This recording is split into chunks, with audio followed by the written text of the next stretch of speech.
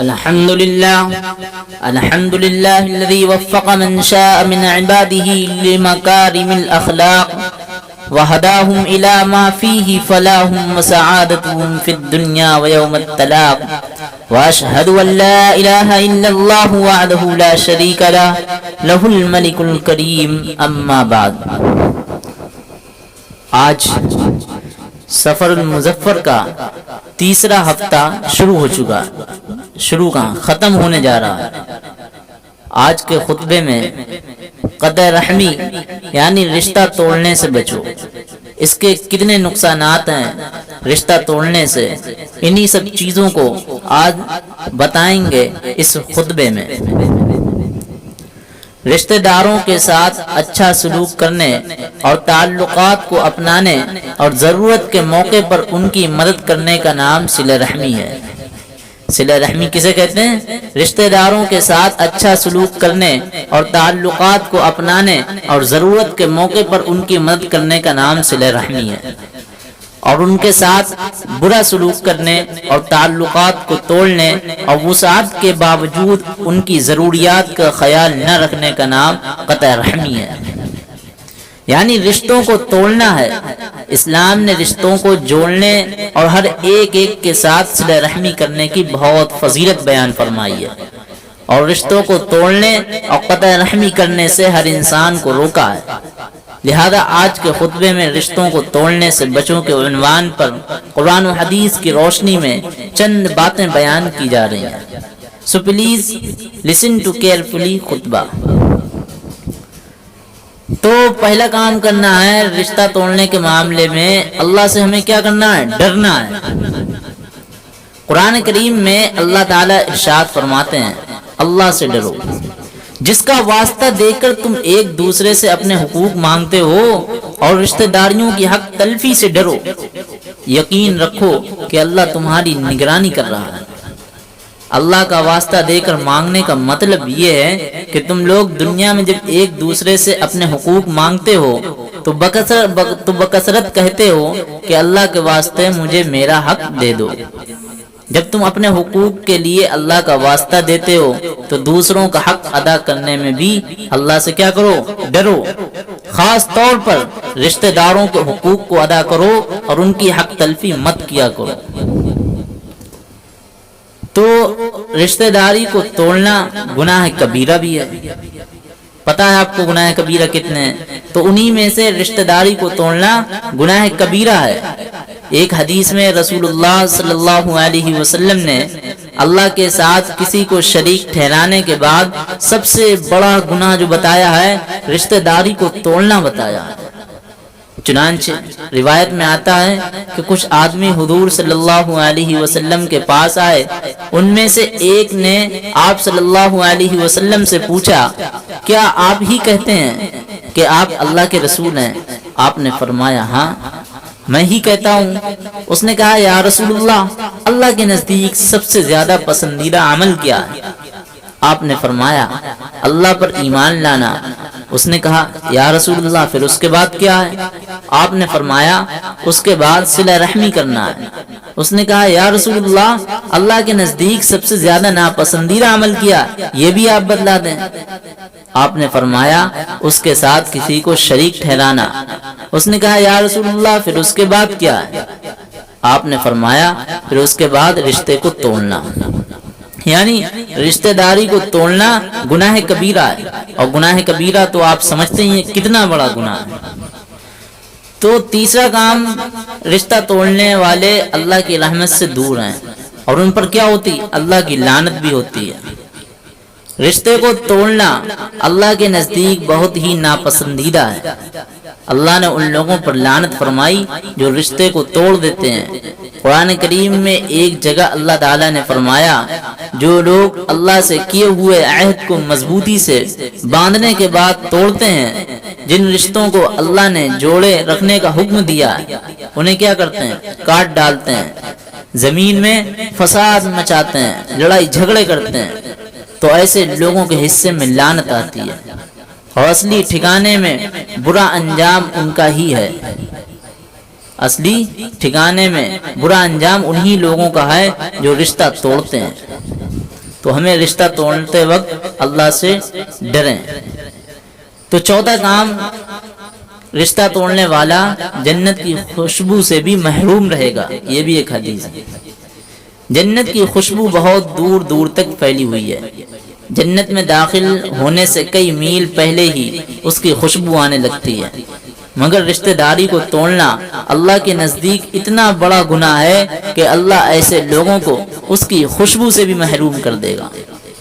چنانچہ ایک حدیث میں ہے کہ رسول اللہ صلی اللہ علیہ وسلم نے فرمایا، والدین کی نافرمانی کرنے سے بچو، کیونکہ جنت کی خوشبو 1000 سال کی مسافت کی دوری سے محسوس ہوتی ہے، لیکن والدین کا نافرمانی اور رشتہ داری کو توڑنے والا اس کی خوشبو بھی نہیں سونگھ پائے گا۔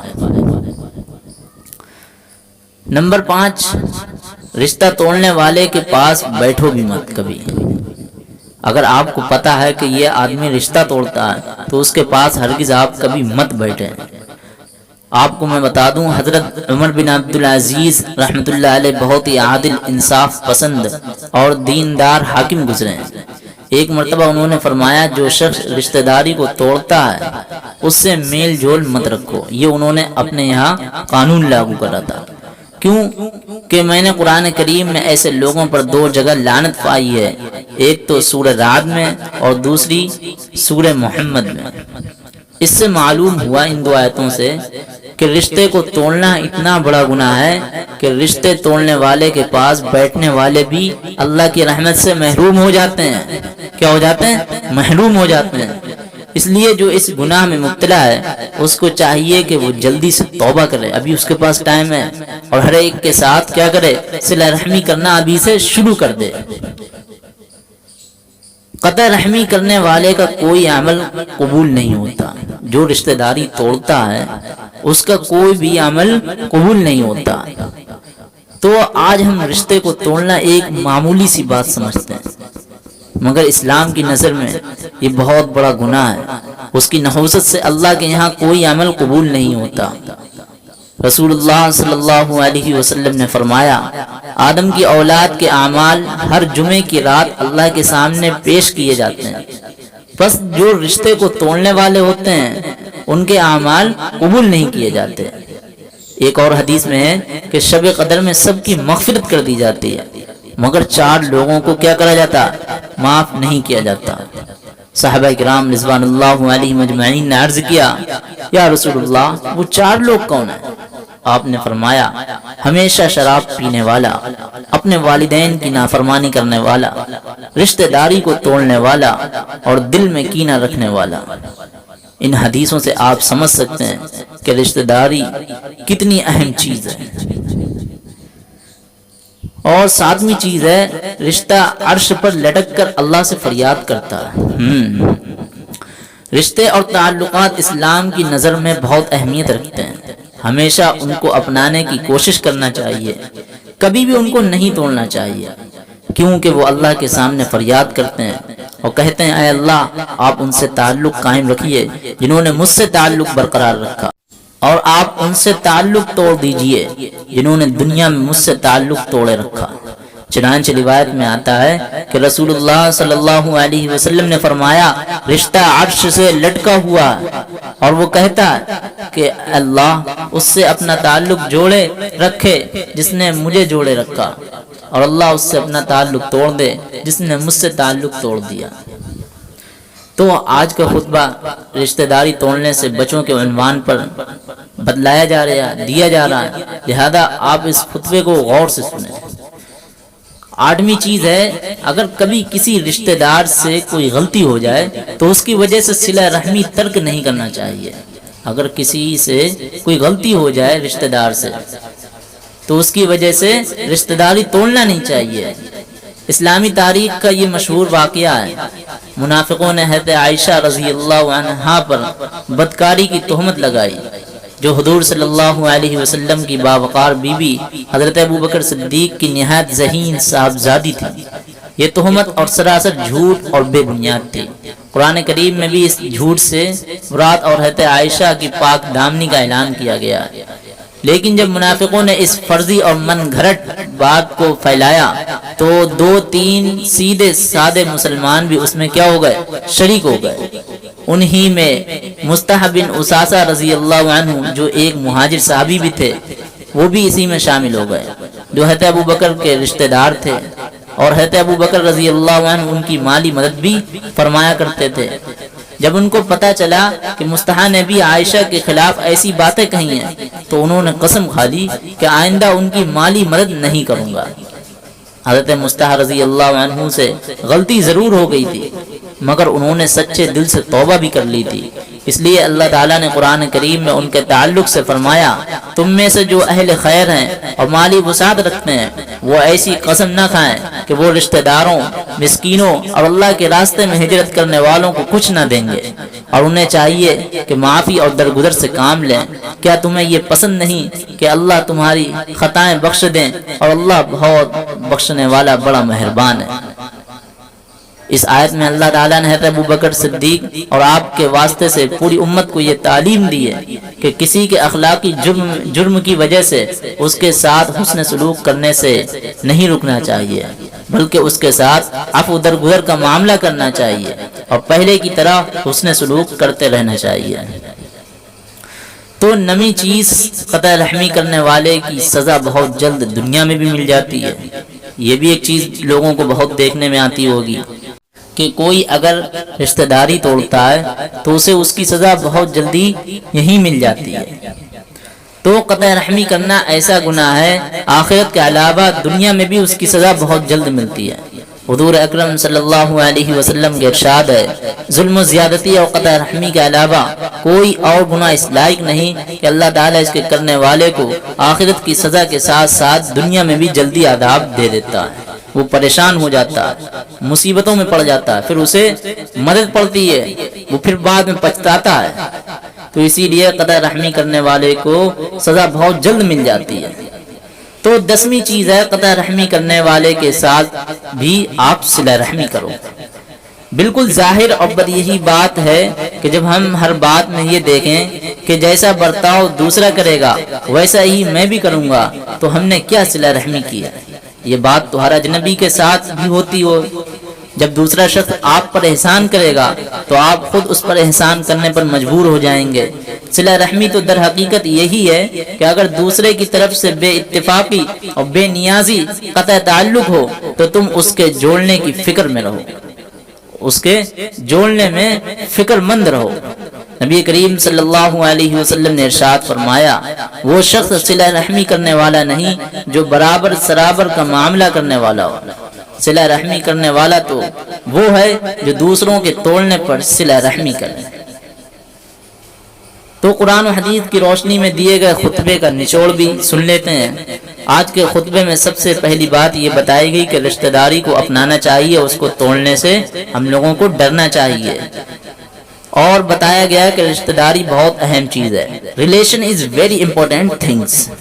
دوسری بات یہ بتائی گئی کہ رشتہ داری کو توڑنا اللہ کے نزدیک ایک گناہ کبیرہ ہے۔ تیسری یہ خبر دی گئی کہ جو لوگ رشتہ داری کو توڑ دیتے ہیں اللہ نے ان پر لعنت فرمائی ہے، اللہ ان کو اپنی رحمت سے دور کر دیتے ہیں۔ چوتھا درس یہ دیا گیا کہ جنت کی خوشبو 1000 سال کی دوری سے آتی ہے، مگر رشتہ داری کو توڑنے والا اس کی خوشبو بھی نہیں سونگھ پائے گا۔ پانچواں سبق یہ ملا کہ رشتہ داری کو توڑنے پر اللہ نے قرآن میں 2 جگہ لعنت فرمائی ہے رشتہ داری توڑنے والے پر، اس لیے ایسے لوگوں کے ساتھ میل جول نہیں رکھنا چاہیے ورنہ اس کا اثر آپ پر بھی آ سکتا ہے۔ چھٹا پیغام یہ ملا کہ جمعے کی رات میں بندوں کے اعمال اللہ کے سامنے پیش کیے جاتے ہیں۔ رشتے کو توڑنے والے کا عمل اللہ کے یہاں قبول نہیں ہوتا۔ ساتویں بات یہ معلوم ہوئی کہ رشتے اور تعلقات عرش سے لٹک کر اللہ سے فریاد کرتے ہیں، جو مجھے جوڑے رکھے اللہ بھی اس سے تعلق رکھے، اور جو مجھ کو توڑ دے اللہ بھی اس سے اپنا تعلق کیا کر لے، ہٹا لے، ختم کر لے۔ آٹھویں نصیحت یہ کی گئی کہ اگر کسی رشتہ دار سے کوئی اخلاقی غلطی ہو جائے تو اس کو معاف کر دینا چاہیے اور اس کے ساتھ حسن سلوک سے نہیں رکنا چاہیے۔ نویں ہدایت یہ دی گئی یہ سب باتیں ہمیں اسی وقت معلوم ہوں گی اور ان پر اسی وقت ہم عمل کر سکیں گے جبکہ ہمیں علم دین سیکھیں گے۔ 10ویں اہم بات یہ بتائی گئی کہ علم دین سیکھنے کی بہت ساری جگہیں ہیں، ان میں مدارس مکاتب بھی ہیں۔ اگر وقت زیادہ ہو تو مدارس میں علم حاصل کریں، اگر وقت کم ہو تو منتظم مکتب میں جا کر بنیادی علم دین سیکھیں۔ لہذا آج کے خطبے میں قطع رحمی، رشتہ توڑنے سے بچو کے عنوان پر جو باتیں قرآن و حدیث کی روشنی میں ہم نے ابھی تک سنی ہیں، ہم ان کو اپنے سامنے رکھیں اور نماز سے فارغ ہو جانے کے بعد جا کر اپنے گھر والوں کو یہ بھی باتیں سنائیں۔ اللہ ہم تمام لوگوں کو ان باتوں پر عمل کرنے کی توفیق عطا فرمائے اور ہم سب کی خدمات کو قبول فرمائے اور ہمیں رشتہ توڑنے سے بچائے۔ وآخر دعوانا الحمدللہ رب العالمین۔